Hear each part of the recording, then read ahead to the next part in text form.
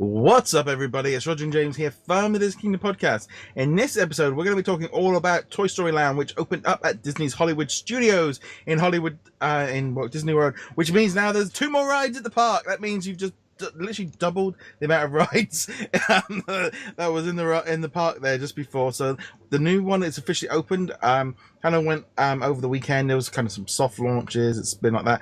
So they got 2 new attractions. They got the Slinky Dog Dash, which is a roller coaster, which kind of looks like a slightly longer version of like the Barnstormer, kind of in that territory, which is supposed to be a lot of people saying it's a great ride. And then you got the Alien Swirling Saucers. And then also what they've done is they've opened up a new entrance from Toy Story Land into Toy Story Mania, and they've had the third gate. They've had a third thing to open that one up. Lots of new restaurants. There's like the Woody's Lunchbox, and there's merchandise carts, and it's all opened up. They had Tim Allen and stuff there down there doing it. I had to do it. I said I would. You'll see some video footage and stuff from the B-roll from the event. But it's all opened up. A lot of buzz all over social media. Lots of people there. A lot of people at the queues and stuff were bonkers, weren't they? I heard that the Slinky Dog got up to at least 6 hours long on opening day. It was beating Pandora, and I mean that's not a surprise because. As much buzz as there might be about the Pandora ride and how awesome the Flight of Passage was and all that, this is still Toy Story. The name alone just has a lot more weight, especially at a Disney park, than Avatar does. So, people have been waiting for this. And then also, as you mentioned, and as we've talked about previously, Hollywood Studios right now, or at least right now a few days ago, had virtually nothing for people to go to. You had the Rock and Roller Coaster, you had the Tower of Terror, Star Tours if you're able to stomach it, and not much else except for a couple shows. Yeah. And now they've got 2 new rides. They've got this whole area opened up, and there's a reason to go to Hollywood Studios again. And again, next year we're going to go through this whole thing again when Galaxy's Edge opens as well. So, it's a good time to be at Hollywood Studios unless you don't like standing in line. Yeah, I mean, I do think there's a good thing with this one. When we're out there on vacation with 2 small children, it was like, sorry kids, there's not really much you can go on here. So at least now there's 2 more rides for kids.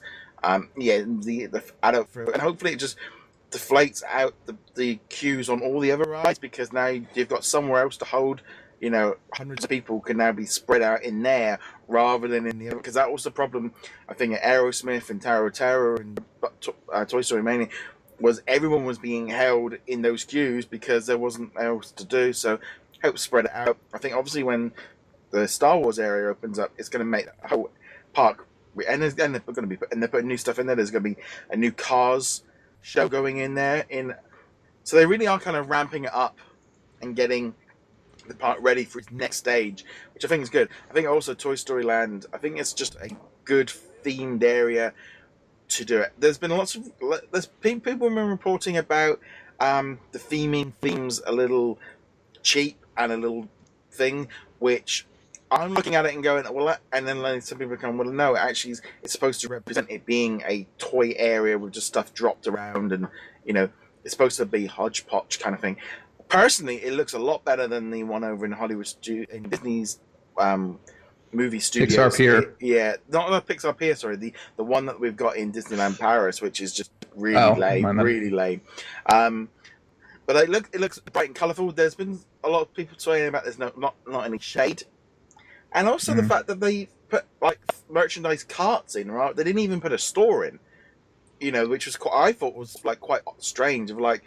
Space must be quite limited, but then the Slinky Dog ride takes up a massive amount of space. To put a cart in, right? They've not even done a store. It's literally just carts. I mean, maybe there's just that thing. There's that much Toy Story merchandise anyway that they spread out to the other stores in the main Sunset Boulevard area. But it's definitely, it looks fun. It looks like it's a good addition. Anything over at Hollywood Studios is a good thing, and I think this will just set that park up for having kids rides for years now. Yeah, and I wouldn't be too surprised if the lack of storefronts and so on wasn't actually intentional as it gives people a reason to come back when they open those new ones up. Because obviously they're going to want to have stuff available for Toy Story 4, which is going to be a major release when that comes out. And this portion of the park and then Pixar Pier, of course, will be rejuvenated. So, there could end up being new additions at that point. But again, in terms of space, they're competing Toy Story Land, this new area, with,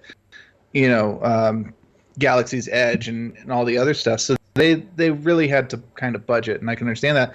But on the flip side, the Slinky Dog Coaster is apparently quite large. It's a sizable roller coaster, and I think a lot of that has to do with some of the feedback they got from the Disney Mine Train, the Dwarfs Mine Train over at Magic Kingdom, because that's a very, very short ride. Yeah. And I've been on it a few times, but I would say flat out, I will never ride that ride unless the queue is 20 minutes or less, which I've never seen, or if I've got a fast pass. Yeah. It's not a ride that's worth waiting in the hour-long queue or more. I haven't been on Slinky Ride, obviously. It'll be. I won't go on it until the end of the year when I'm down there for Christmas, but it looks much more substantial, and the reports are coming in saying it is a much more substantial ride. It's a longer ride. It looks like it's better, and of course, it's still a Disney ride, so it's not going to be one of those super intense roller coasters like you get over at, say, Universal. Yeah. So it's more my speed, more interesting to me. Yeah. It's definitely that thing to me of like it's a good system of putting it in. Disney's Hollywood Studios is going to be a very different park once that's open. The Cars show coming in, the new Runaway, the Mickey Mouse ride when that opens up, and then you got all the Star Wars stuff. That's a lot of stuff coming in.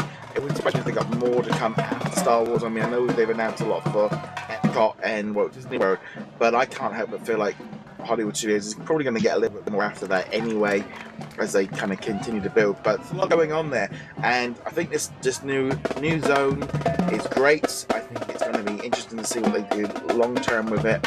It looks bright and colourful, and it's good. I think overall, I mean, the rides are long, but that will eventually ease down a little bit once the buzz has dropped off, literally.